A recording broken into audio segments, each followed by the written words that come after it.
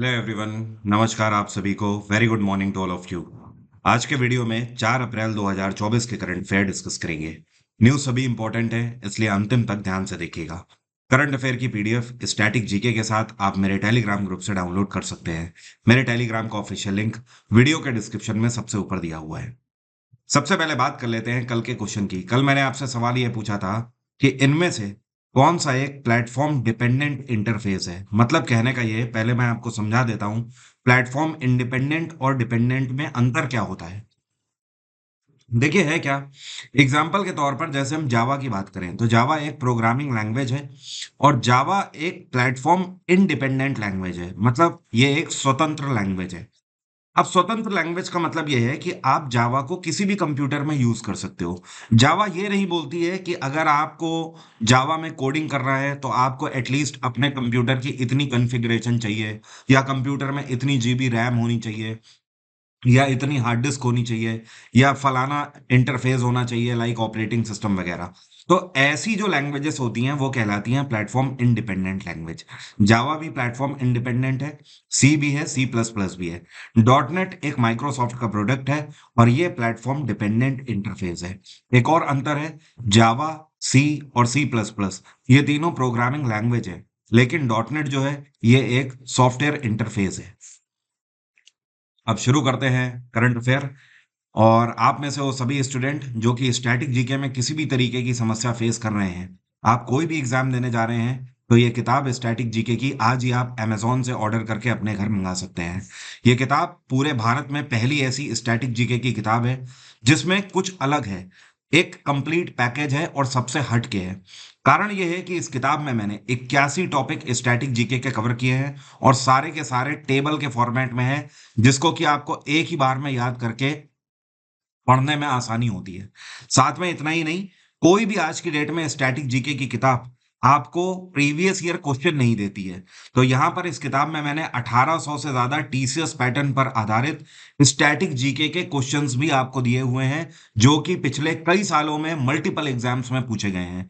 एक और इंटरेस्टिंग बात यह है कि ये जो 1800 क्वेश्चंस मैंने आपको दिए हैं, ये टॉपिक वाइज दिए हैं, ये कंबाइंड नहीं है। आप अलग अलग किताबों में देखोगे आपको हर जगह पर जो आपको प्रीवियस ईयर क्वेश्चन मिलेंगे वो कंबाइंड मिलेंगे। लाइक आपको दे देगा 2010 में इतने क्वेश्चन पूछे गए, 2022 में इतने पूछे गए, बट इसमें ऐसा नहीं है। इसमें मैंने ऐसा किया है कि हिस्ट्री में एक पर्टिकुलर टॉपिक है, मान लीजिए चोल डायनेस्टी, तो इससे कितने प्रीवियस ईयर क्वेश्चन पूछे गए हैं। पॉलिटी में मान लीजिए डीपीएसपी है, तो इससे कितने प्रीवियस ईयर क्वेश्चन और कब कब पूछे गए हैं। मतलब इतनी ज्यादा डिटेल्ड किताब स्टैटिक जीके की आपको पूरे भारत में मिलने ही नहीं वाली है। तो यह आपके लिए वन स्टॉप सॉल्यूशन है। हिंदी और इंग्लिश दोनों में आप जिसमें चाहें उसमें ऑर्डर कर सकते हैं इस किताब को आज ही। अब शुरू करेंगे करंट अफेयर। भारत ने अभी हाल ही में कौन से देश के साथ संस्कृत के शिक्षा को बढ़ावा देने के लिए एक पैक्ट साइन किया है। तो यह पैक्ट भारत ने नेपाल सरकार के साथ साइन किया है। अब देखिए, भारत में मध्य प्रदेश में उज्जैन के अंदर महर्षि संदीपानी वेद विद्या प्रतिष्ठान है, तो उनके द्वारा नेपाल में स्थित नीति अनुसंधान प्रतिष्ठान है, उन दोनों के बीच में यह पैक्ट साइन किया गया है। दोनों देश आपस में मिलकर अपने करिकुलम में संस्कृत को शामिल करेंगे बहुत तेजी के साथ, और वहां पे स्टूडेंट्स को भी संस्कृत के ऊपर रिसर्च करने का मौका देंगे। इतना ही नहीं, नेपाल के पास पुराने जमाने के प्राचीन काल के बहुत सारे संस्कृत में लिखे हुए अभिलेख हैं, जिनको अभी तक कई बार डिकोड भी नहीं किया गया है। तो ऐसे जो रॉक एडिक्ट्स हैं, या आप बोल सकते हो जो शिलालेख हैं, उनको भी डिकोड करने में मदद मिलेगी नेपाल और भारत के बीच में इस पर्टिकुलर सहयोग को लेकर। नेपाल में इस टाइम पर प्रधानमंत्री कौन है? ये है पुष्प कमल दहल, और नेपाल के राष्ट्रपति हैं रामचंद्र पौडेल। हाल ही में ये कौन है जो कि डेमोक्रेटिक रिपब्लिक ऑफ कॉन्गो की पहली महिला प्रधानमंत्री बनी है? तो आज तक रिपब्लिक ऑफ कॉन्गो में कोई भी महिला प्रधानमंत्री की पोस्ट पर नहीं आई थी, पहली बार ऐसा हुआ है। और इनका नाम क्या है? इनका नाम है जूडिथ सुमिनवा तुलका। क्या नाम है? जूडिथ सुमिनवा तिलका। अब देखिए, रिपब्लिक ऑफ कॉन्गो जो है, इसको आप मैप में देख सकते हो। ये आपको हमारा भारत दिखाई दे रहा है। जब आप भारत से साउथ वेस्ट की तरफ आते हो तो ये आपका अफ्रीका वाला रीजन पड़ जाता है, ठीक है। और यहाँ पर ये जो आपको दिखाई दे रहा है, ये है रिपब्लिक ऑफ कॉन्गो। कॉन्गो का जो ईस्टर्न वाला हिस्सा है, मतलब जो पूर्वी वाला क्षेत्र है, ये इस टाइम पर डिस्टर्ब चल रहा है। चक्कर क्या है कि यहाँ पर कई सारी खदानें हैं, अलग-अलग मिनरल्स की, जैसे कि कुछ सोने की भी खदानें हैं, कोयले की खदानें हैं। इन खदानों को लेकर यहाँ पर आस-पास के कई सारे आर्म्ड ग्रुप एक्टिवेट हो रखे हैं। मतलब ये 100 से ज़्यादा हैं, करीब 120 हथियारबंद ग्रुप हैं, जो कि इन खदानों के ऊपर अपना कब्ज़ा जमाना चाहते हैं, जिसको लेकर यहाँ पर पहले से ही हिंसा चल रही है। और इन्हीं उथल-पुथल के चलते अभी आनन-फानन में यहाँ की पहली महिला प्रधानमंत्री के रूप में सुमिनवा तुलका को अपॉइंट किया गया है। कांगो के राष्ट्रपति कौन है? इनका नाम है फेलिक्स सिसिकेदी। क्या नाम है? फेलिक्स सिसिकेदी। और रिपब्लिक ऑफ कांगो की कैपिटल क्या है? इसको बोलते हैं किंशासा। क्या बोलते हैं? Kinshasa. By the way, Africa reason के बारे में अगर बात करें तो अफ्रीका का क्षेत्रफल के आधार पर सबसे बड़ा देश आपको ध्यान रखना है, ये है अल्जीरिया। ये है क्षेत्रफल में सबसे बड़ा।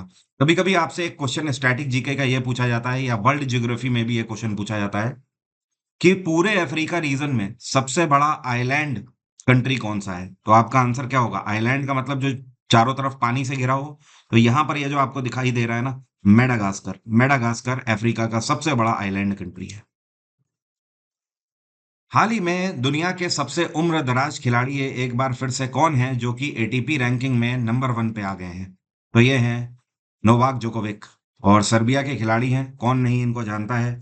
और अभी तक अपने करियर में टोटल 24 ग्रैंड स्लैम टाइटल ये जीत चुके हैं। इससे पहले भी कई बार नोवाक जोकोविक एटीपी रैंकिंग में नंबर 1 पे रह चुके हैं। एक बार फिर से ये आ गए हैं नंबर 1 रैंकिंग में। कुछ ही दिनों के अंदर ये 37 साल के होने वाले हैं। और इन्होंने हाल फिलहाल में जो पछाड़ा है, ये स्पेन के खिलाड़ी राफेल नडाल को इन्होंने पछाड़ा है। रोजर फेडरर स्विट्जरलैंड के खिलाड़ी हैं, ये पहले ही रिटायर हो चुके हैं, काफी टाइम हो गया।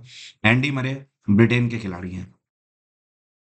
और एक और बात ध्यान रखिएगा, रोजर फेडरर दुनिया के पहले ऐसे खिलाड़ी हैं जिनकी इमेज उनके देश की जो करेंसी है उसमें प्रिंट करी गई है। कुछ टाइम पहले स्विट्जरलैंड सरकार ने रोजर फेडरर की जो इमेज है वो वहां के जो कॉइन्स हैं, जो सिक्के हैं, उनमें अंकित करी थी।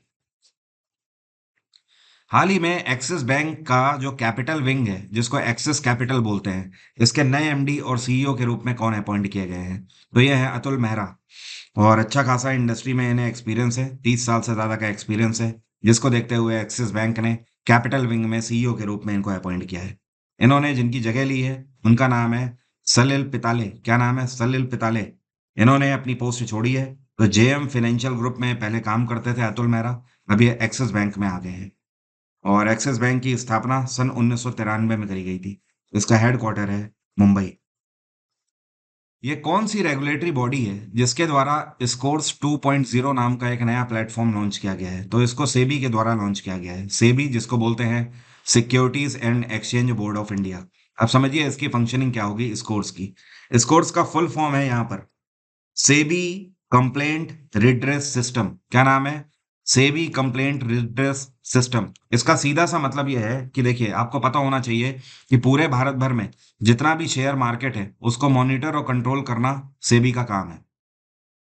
अब कई बार आप देखते होंगे कि लोगों को काफी समस्या रहती है। कई बार लोगों के साथ स्कैम भी हो जाता है शेयर मार्केट में। जैसे कि मान लीजिए आपके साथ शेयर मार्केट में आपने पैसा लगाया, उसमें स्कैम हो गया, आपकी कोई कंप्लेन है। तो आप स्कोर्स 2.0 नाम का जो प्लेटफॉर्म है, इसमें आप अपनी कंप्लेन रजिस्टर कर सकते हो। अब सेबी जैसे ही इस कंप्लेन को देखेगा, वो तुरंत आपने जिस कंपनी में इन्वेस्ट किया था और जिसके खिलाफ आपने कंप्लेन दर्ज कराई है, उसको ये रिपोर्ट भेजेंगे कि हाँ भाई, आप इसके ऊपर एक्शन लीजिए और इसको रिजॉल्व करिए। 21 दिन का टोटल इसमें टाइम मिलेगा, 21 डेज का। ठीक है, ये फर्स्ट फेज का होगा। अब ये कंपनी अगर आपकी प्रॉब्लम रिजॉल्व कर देती है तो ठीक है, नहीं तो सेकंड फेज में सेबी एक्टिव हो जाएगी और वो 21 दिन के बाद खुद फिर फैसला लेगी इस कंपनी के खिलाफ भी, और आपका जो जितना भी कंप्लेंट होगी उसको सेटलमेंट कराने में मदद करेगी। सेबी की स्थापना 1988 में करी गई थी। इसका हेडक्वार्टर है मुंबई। और सेबी की चेयरपर्सन है माधवीपुरी बुश। क्या नाम है इनका? माधवीपुरी बुश। और ये सेबी की पहली महिला चेयरपर्सन है। 1.5 साल पहले इनको अपॉइंट किया गया था। वर्ल्ड ऑटिज्म अवेयरनेस डे कौन से दिन मनाया जाता है? तो ये जो दिवस है ये हर वर्ष 2 अप्रैल को मनाया जाता है। और इस बार इसकी थीम क्या रही? इसकी थीम थी एम्पावरिंग ऑटिस्टिक वॉइसेस। अब ऑटिज्म नाम की बीमारी आपने कई बार सुनी तो होगी, लेकिन क्या आपको पता है इसके सिम्टम्स क्या होते हैं? जो बच्चे ऑटिज्म से ग्रसित होते हैं, ये एक तरीके का न्यूरो डिसऑर्डर होता है। अब देखिए ऐसे में सिम्टम्स क्या हो जाते हैं। अगर कोई बच्चा ऑटिज्म से ग्रसित है, तो जैसे कि आप उससे अगर डायरेक्टली बात कर रहे हैं, तो वो आपसे आई कांटेक्ट नहीं करेगा, आपकी बातों को नज़रअंदाज कर देगा। इतना ही नहीं, जैसे मान लीजिए 4 लोग बैठे हुए हैं, वो उस कमरे में इन 4 लोगों पर ध्यान नहीं देगा। उसका ध्यान जाएगा किसी एक पर्टिकुलर ऑब्जेक्ट पर, जैसे मान लीजिए कोई टॉय रखा हुआ है इस कमरे में, या फिर मान लीजिए कोई टेडी बियर रखा हुआ है, या फिर मान लीजिए कोई कोई भी एक वस्तु रखी हुई है निर्जीव, तो लोगों से हटके उसका ध्यान उस वस्तु पर जाने लगेगा, राइट? जब आप उसे डांटने की कोशिश करेंगे तो पता लगा वो हंस देगा। इवन इतना ही नहीं, कई बार जैसे कि उसकी आर्म्स हो गई, उसके हेड हो गए, उनसे वो कई बार एक ही पैटर्न को बार बार फॉलो करता रहेगा। जैसे कि मान लीजिए एक ही बार उसे सर हिलाना अच्छा लग रहा है, तो वो अपना सर ही बार बार हिला रहा है। उसे अपने हाथ से कोई आकृति बनाना अच्छा लग रहा है, तो वो अपने हाथ से आकृति बार-बार बना रहा है। इवन ऑटिज़्म से कोई बच्चा ग्रसित होता है, तो उसे किसी एक पर्टिकुलर टॉय से या वस्तु से काफ़ी प्यार हो जाता है। वो उसके बिना रह नहीं सकता है, उसे लेकर ही सोएगा, वो खाना खा रहा है तो उसे लेकर ही खाएगा। तो दरअसल ये दिवस मनाया जाता है ऑटिज़्म अवेयरनेस के लिए, कि लोगों को अवेयरनेस हो और ऐसे बच्चों को क्योर किया जा सकता है, इसके लिए प्रॉपर मेडिसिन्स होती हैं। लेकिन हाँ, ये जो एक इनका मेडिटेशन होता है, ये एक थेरेपी की तरह होता है। तो इस वजह से दिवस मनाया जाता है कि लोगों में जागरूकता हो और ऐसे बच्चों के साथ डिस्क्रिमिनेशन ना करें। ये जो आपको पिक्चर में दिखाई दे रही हैं, ये पिछले 8 साल में पहली ऐसी खिलाड़ी हैं, जिन्होंने 3 ladies professional golf association title अपने नाम कर लिए हैं। तो इनका नाम है नेली कोडा। और आपको बता दूं, ladies professional golf association tour जो है, ये अमेरिका में आयोजित किया जाता है स्पेशली लेडीज गोल्फर के लिए। तो नेली कोडा जो है, ये भी अमेरिकी खिलाड़ी हैं और इन्होंने पिछले 8 साल में तीसरी बार ये टाइटल अपने नाम कर लिया है। पंकज आडवाणी, इनको कौन नहीं जानता है, भारत की आन बान शान है। और इन्होंने हाल ही में all India CCI billiards classic का टाइटल अपने नाम कर लिया है, किसको हराकर। तो फाइनल में इन्होंने डेविड कॉजियर को हराया। डेविड कॉजियर ब्रिटेन के खिलाड़ी हैं, मतलब प्रॉपरली ये इंग्लैंड से बिलोंग करते हैं। तो इनको हराया है पंकज आडवाणी ने। और ये पंकज आडवाणी का पहला टाइटल नहीं है। ये आज तक अपने करियर में टोटल 27 इंटरनेशनल बिलियर्ड्स टाइटल जीत चुके हैं। 27, आप समझ लीजिए कितने बड़े खिलाड़ी हैं। अब ऐसे ही आप समझ जाइए, 2004 में इनको भारत सरकार की तरफ से अर्जुन अवार्ड से भी सम्मानित किया गया था। 2006 में इनको खेल का सर्वोच्च सम्मान मेजर ध्यानचंद खेल रत्न सम्मान भी दिया गया। अपार्ट फ्रॉम दिस, 2009 में इनको पद्मश्री से सम्मानित किया गया और 2018 में हाल फिलहाल में पद्म भूषण से भी सम्मानित किया जा चुका है। तो ये है इस खिलाड़ी का कद, बहुत बड़ा कद है इस खिलाड़ी का। पंकज आडवाणी ने डेविड कॉजियर को हराया और इसके लिए जो विनर अमाउंट था, वो पंकज आडवाणी को मिला है 2.5 लाख रुपए कैश प्राइज। और डेविड कॉजियर जो कि रनर अप रहे, इनको 1,25,000 की धनराशि मिली है। भारत का यह कौन सा पोर्ट है जो कि पहली बार कांदला पोर्ट को पछाड़ते हुए पूरे भारत का हाईएस्ट कार्गो हैंडलिंग पोर्ट बन गया है? मतलब कहने का ये एक ऐसा पोर्ट है जिसमें पिछले 1 साल में सबसे ज्यादा प्रोडक्ट्स को लाया गया है और बाहर ले जाया गया है। पोर्ट मतलब बंदरगाह, सामान यहाँ पर लाया जाता है, ले जाया जाता है। तो ऑब्वियस सी बात है, टोटल जो इसका वजन होता है, उसी को बोला जाता है कार्गो हैंडलिंग पोर्ट या कार्गो हैंडलिंग कैपेसिटी। तो ये पोर्ट है पारादीप पोर्ट। पारादीप पोर्ट उड़ीसा का पोर्ट है और पिछले 56 सालों में जो कांदला पोर्ट है, इसी को एक और नाम से भी जाना जाता है। दरअसल ये गुजरात का पोर्ट है और इसको पंडित दीनदयाल उपाध्याय इंटरनेशनल पोर्ट के नाम से भी जाना जाता है। इवन ये भारत का सबसे बड़ा पोर्ट है कांदला पोर्ट। पिछले 56 सालों में इससे ज्यादा कार्गो हैंडलिंग कैपेसिटी किसी पोर्ट की नहीं थी। तो अब पारादीप पोर्ट ने इस बार कांदला को पछाड़ दिया है। पिछले सत्र में, मतलब 2023 से 24 के सत्र में, पारादीप पोर्ट ने total 145 million metric ton cargo handle किया है, जो कि अपने आप में सबसे ज्यादा है। ये कौन सा संस्थान है जिसने हाल ही में भारत में प्रोफेशनल्स को environmental, social and governance framework में ट्रेनिंग देने के लिए एचपी इंडिया के साथ हाथ मिलाया है?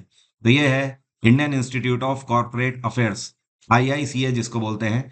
इन्होंने एचपी इंडिया के साथ पैक्ट साइन किया है। वह एचपी इंडिया क्या करेंगे, भारत में ऐसे छात्रों को स्कॉलरशिप देंगे जो कि environmental, social and governance framework पर रिसर्च करना चाहेंगे, जो कि पेड़ पौधे एंड पर्यावरण से जुड़ी हुई स्टडी करना चाहेंगे। तो आईआईसीए जो है, वो इन स्टूडेंट्स को पिक करने का काम करेंगे और एचपी इंडिया उन्हें ट्रेनिंग देगी और स्कॉलरशिप प्रोवाइड करेगी। इतना ही नहीं, इन सारे प्रोसेस के बाद 75 ऐसे क्रीम कैंडिडेट इसमें सिलेक्ट किए जाएंगे जिनको हायर स्टडीज के लिए भी 100% स्कॉलरशिप एचपी इंडिया की तरफ से दी जाएगी। एक नजर डाल लेते हैं लोकसभा चुनाव की तरफ। 2024 के जो इलेक्शन है इसी महीने में शुरू होने वाले हैं। तो आपको पता होना चाहिए इस बार के जो लोकसभा चुनाव हैं वो टोटल 7 चरणों में आयोजित किए जा रहे हैं। पहला फेज इसका 19 अप्रैल से शुरू हो जाएगा, दूसरा फेज 26 अप्रैल को, तीसरे फेज की जो वोटिंग होगी 7 मई, फिर 13 मई, 20 मई, 25 मई और 1 जून, और उसके बाद जो फाइनल रिजल्ट आएगा इस बार के इलेक्शंस का वो 4 जून को आएगा। कुछ और इंटरेस्टिंग बातें हैं जो आपको ध्यान रखनी है, इस बार आपके एग्जाम में पूछी जा सकती हैं। जैसे कि 85 साल के ऊपर के जो मतदाता होंगे उनके लिए चुनाव आयोग के द्वारा घर जाकर उन्हें वोट दिलाया जाएगा और इनकी जो सूची होगी वो पहले से ही एक फॉर्म्स के थ्रू इनके घरों में पहुंचा दी जाएगी। राजनीतिक दल चाहे कोई भी हो, चाहे जैसे आम आदमी पार्टी हो, बीजेपी हो, कांग्रेस हो, कोई भी हो, सभी को अपने कैंडिडेट्स की जो क्रिमिनल रिकॉर्ड है उसकी जानकारी देनी होगी और साथ में ये भी बताना होगा कि ऐसी क्या वजह रही कि क्रिमिनल बैकग्राउंड वाले व्यक्ति को उन्होंने टिकट दिया है और ऐसी क्या रीजन रहा कि किसी साफ इमेज वाले व्यक्ति को उन्हें कैंडिडेट के रूप में नहीं चुना है उन्होंने। साथ में आपको ये फैक्ट्स ध्यान रखने हैं, इस बार जो टोटल वोटर्स हैं पूरे भारत में 97 करोड़ लोग वोट देंगे इस बार। उनमें से पहली बार जो लोग वोट देंगे उनकी संख्या है 1.8 करोड़। 100 साल से ज्यादा के कितने वोटर्स हैं? तो ऐसे लोग जिनकी उम्र 100 साल से ज्यादा है और वो वोट देंगे, ऐसे लोग 2.18 लाख हैं। 12 ऐसे राज्य हैं भारत के जहां पर इस बार पुरुषों से ज्यादा महिलाओं की संख्या होगी वोटिंग के लिए। ये कौन सा राज्य है जिसने नेशनल खो खो चैंपियनशिप के 56वें संस्करण में मेंस एंड विमेन्स टाइटल दोनों अपने नाम कर लिए हैं? तो यह है महाराष्ट्र। महाराष्ट्र ने इस बार इतिहास रच दिया है। नेशनल खो खो चैंपियनशिप में चाहे पुरुष वर्ग हो चाहे महिला वर्ग हो, दोनों में महाराष्ट्र ने खिताब अपने नाम किया है। जो मेंस कैटेगरी थी, जो मेंस टीम है, इन्होंने रेलवे की टीम को हराया और रेलवे को इन्होंने 52-50 से हराया। ये पॉइंट की मैं बात कर रहा हूँ। और जो विमेन्स टीम है, इन्होंने एयरपोर्ट अथॉरिटी ऑफ इंडिया की टीम को हराया 18-16 से। ठीक है। और इस बार एक और बात ध्यान रखिएगा, अगले साल ही खो खो की वर्ल्ड चैंपियनशिप होने वाली है। ये कौन सा देश में आयोजित करी जाएगी? तो ये इंग्लैंड में आयोजित करी जाएगी। इसमें पूरे दुनिया भर के 137 देश हिस्सा लेंगे। फिलहाल इस बार की जो नेशनल खो खो चैंपियनशिप हुई है ये नई दिल्ली में इंदिरा गांधी इंडोर स्टेडियम में आयोजित करी गई। ये कौन सा संस्थान है जिसने कोचीन शिपयार्ड लिमिटेड के साथ 1173 करोड़ का पैक्ट साइन किया है और इस पैक्ट के अंतर्गत ये भारतीय नौसेना के लिए नेक्स्ट जनरेशन मिसाइल वेसल बनाने का काम करेंगे? तो ये है एचएल, हिंदुस्तान एरोनॉटिक्स लिमिटेड। इन्होंने कोचीन शिपयार्ड के साथ 1173 करोड़ का ये कॉन्ट्रैक्ट साइन किया है और इसके अंतर्गत टोटल 6 सेट बनाए जाएंगे और ये 6 सेट होंगे गैस टरबाइन इंजन के और गैस टरबाइन ऑक्सिलरीज इंजन के। ठीक है। स्पेशली उनके लिए टूल्स भी बनाए जाएंगे, स्पेयर पार्ट्स भी बनाए जाएंगे और फाइनली उसको कोचीन शिपयार्ड असेंबल करेगा। तो ये सारी चीजें एचएएल बना कर देगा, कोचीन शिपयार्ड लिमिटेड उसको असेंबल करने का काम करेगा। भारतीय नौसेना ने पहले ही भारत सरकार को अपनी रिक्वायरमेंट बता दी थी कि हमें अगली जनरेशन के मिसाइल वेसल्स चाहिए होंगे, मतलब ऐसे शिप्स चाहिए होंगे जो कि मिसाइल ट्रिगर करने की क्षमता रखते हो। बाकी एचएएल की अगर बात करें तो इसकी स्थापना 1940 में करी गई थी। हेडक्वार्टर है इसका बैंगलोर और एचएएल के चीफ मैनेजिंग डायरेक्टर हैं सीबी अनंत कृष्णन। क्या नाम है? सीबी अनंत कृष्णन।